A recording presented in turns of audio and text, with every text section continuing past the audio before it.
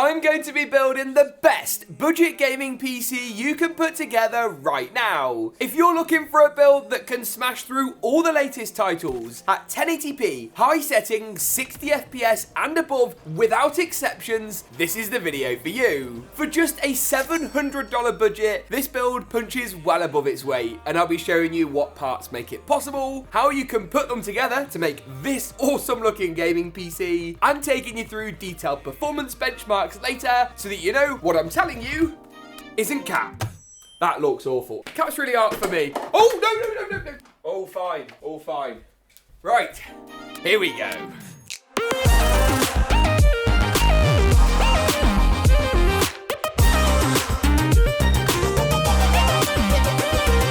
The Cooler Master GM27 FQS comes equipped with a 27-inch Quad HD panel, 165Hz refresh rate, and a customizable ARGB stand. With a super fast IPS panel, you aren't sacrificing image quality for response time, while support for FreeSync Premium and NVIDIA G-Sync make it a great all-rounder. Learn more about this awesome panel at the first link in the description below. And a big thanks to Cooler Master for making this video possible. Let's kick things off by taking a look at the CPU and the motherboard choice for this system. Now, you'll see here I have gone Team AMD, and that might sound weird when in so many videos I've been recommending Intel's pretty unbeatable Core i3-12100F. Now, the Intel CPUs are better than AMD chips, however, the motherboards are a good chunk more expensive. That makes an AMD platform still the cheaper option. You can pick a motherboard like this up for anywhere between $50 and $75, though latest pricing and availability will be down in the description below, while the processors themselves clock in for under $150. That makes a $200 CPU and motherboard combo very feasible. Plus, the story gets better because the included AMD stock cooler is that tad more impressive than Intel's version, once again saving you money on an aftermarket cooler, which we now no longer need. I'll be installing our Ryzen 5 3600 into the motherboard today, with 6 cores, 12 threads and some decent clock speeds, boosted up to 4.2 GHz on a single core. This thing is going to be absolutely fine for what we need. It won't bottleneck our graphics card, or even a couple of GPUs higher to be honest, allowing for future upgrade paths as well. Once the CPU's in, add a drop of thermal paste on and then screw in your CPU cooler. Tighten the screws up in a cross pattern to make sure you're not putting any uneven pressure on a single corner, and that's basically it. The CPU and CPU cooler are all nicely installed into the motherboard. The next component on our proverbial hit list is the memory, otherwise known as your RAM. Now, this right here is a Corsair Vengeance kit. It's their RGB RS. Of course, with this being a Ryzen 5000 or 3000 build, we will be using DDR4, not the newer DDR5 memory. You can learn over on our website what the difference is between the two, and you can also take a look at some of our recommendations for our favourite DDR4 and DDR5 kits. The website's been doing super well recently. We're into the tens of thousands of users a week territory, which is crazy. So thanks for all the support over there. It's worth a read. We're putting a lot of time and money into the website, so I hope it goes well. Hashtag shameless plug. Right, what we're going to do to install the RAM is we're going to pull back the clips on a couple of our RAM DIMM slots. To be precise, the second and fourth ones. We can then slide our RAM into place like so, apply some pressure,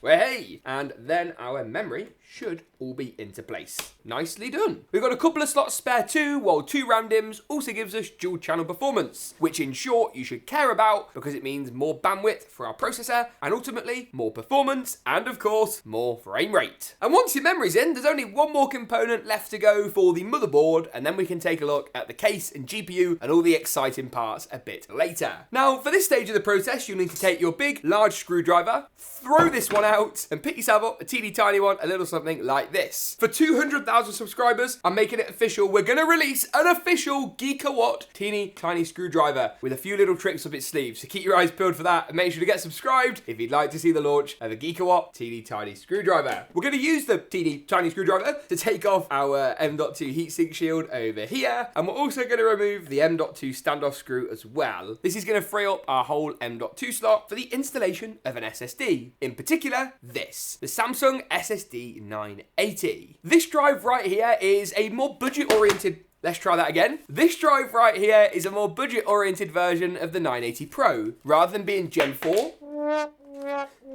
Let's try that one for the third time. Rather than it being Gen 4, it's Gen 3. You get speeds about 3 gigabytes a second on your read, slightly less on your write, but it's going to do an awesome job and not break the bank. Modern graphics cards nowadays do need decent storage, otherwise that can be a bottleneck and restrict your frame rates. Keep your eyes peeled and check the speeds of your drive are of course sufficient. Slide the drive in at sort of a 45-degree angle and then push it down onto your standoff. Use the teeny tiny screwdriver to add back in your M.2 retention screw. That's going to go on nice and easily. And you could then leave it like that, or you could take things up a level and add back on your M.2 heat shield that came included with our motherboard. Pop that on. The thermal pad will pop, of course, onto the top of the SSD, and we can add the screw in to be all good. Nice work. At this stage of proceedings, you want to go ahead and grab the PC case you've gone and selected. Once again, we've done lots of content about just how to pick out the right case at the right price point with the right features. But for this build, I've gone for Kolink's Citadel SE. Now this is a really nice budget case for a few reasons. Not only does it have a tempered glass side panel, which actually swings open as a door, really convenient, but it's also up the front here got a full mesh panel. It doesn't come with RGB fans as standard, so I've gone ahead and added some of our own in a little bit earlier to make it look that bit nicer, but the whole thing is awesome. And I picked this up for around about £38 or the equivalent of $45 over in the States. So a budget case around this price point is going to be great. You can't really go too far wrong on a case, just make sure the reviews are good. It's got a decent I/O and it's got a mesh front panel with a glass side panel that allows to show off your system. That mesh is really important because it will keep temperatures down and allow all your components to run at full speed. Super important for a project like this. Lay the case down flat and pop in the I/O shield. This is the bit of sharp rectangular metal that comes included in your motherboard's box, and then slide the motherboard into place. Typically at this stage you'd want to check that all the standoff holes on the motherboard line up with those in the case, but it's an M-ATX case and an M-ATX board, so it's going to be fine. Drop in the 3 screws at the top, 3 along the middle and 2 down the bottom that we need. Make sure they're nice and tight, but don't force them, and our motherboard is installed into the case. While we're here and the PC is on the table, we might as well also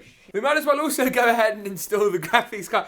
I'm so tired. I'm dropping everything today. I'm so sorry. This right here, though, is an RTX 3050, specifically MSI's Double Fan Gaming X version. There's a few RTX 3050s that we love and recommend. These include stuff like the Asus Dual design. Zotac have got a really nice twin-edge cooler design, and this MSI Gaming X card is also a great shout. A lot of the prices on 3050s have kind of normalized now. Here in the UK, you can absolutely pick one of these things up for MSRP. I'm hearing it's a similar story in the States and over in Canada too, and I hope the rest of the world, you guys are having a bit more luck when it comes to GPUs. Latest pricing and availability, as always though, is linked below. Now, the 3050 is an awesome card for 1080p gaming. Is it a little bit of a rebadged 1660 Super? I mean, sort of, but you have got DLSS and ray tracing, the latter of which is perhaps less important, but DLSS very useful indeed. It's a great budget card though, blowing any of AMD's options right out the water and making for an awesome choice. The only card really this competes with is AMD's 6500 XT, which you shouldn't buy, and Nvidia's 3060, which is good, but quite a bit more expensive. We're going to push back the clip on our PCIe slot just here and slide the GPU into place. It's nearly installed, but by the looks of it, we just need to take off this rear vertical GPU mount, which we're not going to be using in this build. It's just a bit better for airflow if we avoid it, but it does look nice if you want to give it a go. We can take that out, then pop the GPU in, and then pop the cover back on. And that's going to stop our GPU really from going anywhere. Another screw or so to fix around here and really make sure the GPU isn't going to move will be useful, and then we can power it up when we deal with the power supply in just a second. Otherwise though, that's starting to shape up to be a really nice looking build. The Micro ATX case is perfectly well proportioned for what we're dealing with here, and so far, so good. So good, so good. I got you,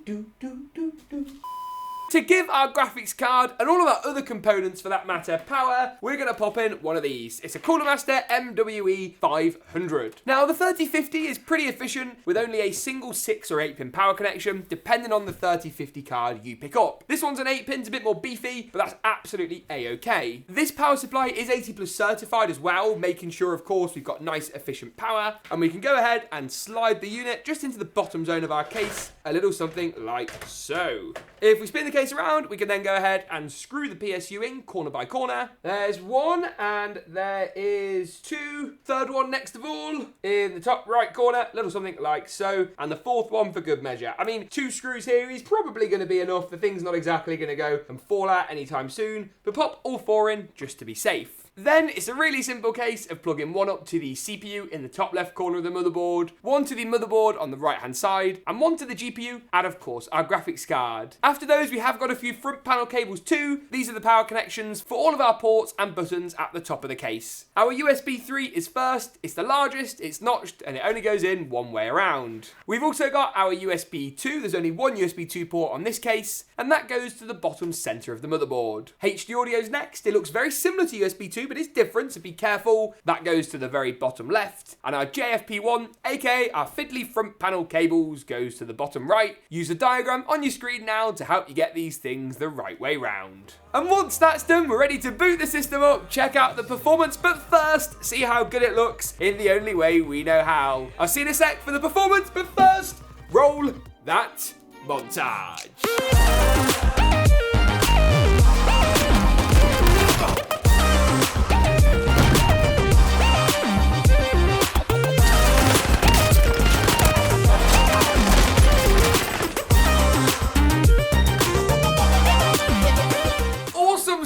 Now that we've seen how good this really, frankly, budget-oriented system looks, it's time to make sure that the performance stacks up equally as well. We'll be diving into detailed benchmark runs for a number of titles, but before then, it's sort of a summary of everything that we managed to achieve here. Putting all the frame rates on the screen now is hopefully going to give you an idea of how this system performs across the board. All of the full benchmark runs can be found on our benchmarking YouTube channel, which is actually closing in on 1,000 subscribers, linked in the cards now. Taking a look at Battlefield 2042, first of all, at 1080p high with DLSS enabled, we pulled in 93 frames per second on average. The game looked awesome, visually stunning as well on this 3050, which managed to punch well and truly above its weight in the frame rate department. It was a similarly positive story in COD Vanguard, where at 1080p high settings with DLSS once again enabled, we clocked in at nearly 125 frames per second. 90 and 99% percentile results were strong, with our frame rate data being pulled from both NVIDIA FrameView and MSI Afterburner's RevaTuner simultaneously. Moving on to Apex Legends next up, 1080p high settings here. We saw a slightly lower frame rate on average, but still over 100 FPS with 112 to be precise. Strong 90 and 99% percentile results rounded off a very nice set here, and the game looked absolutely awesome. Once again, the good results kept on rolling in Fortnite, where here we tested at 1080p competitive settings. We managed to achieve 166 frames per second on average, with 90 and 99% percentile results in the region of 152 and 135, with the game looking awesome. Competitive settings, by the way, is when you set everything to low except the render distance, which you set to far, to maximize your frame rate. The 3050 is a card that punches well and truly above its weight, with around 100 or 120 frames per second at 1080p high, basically across the board.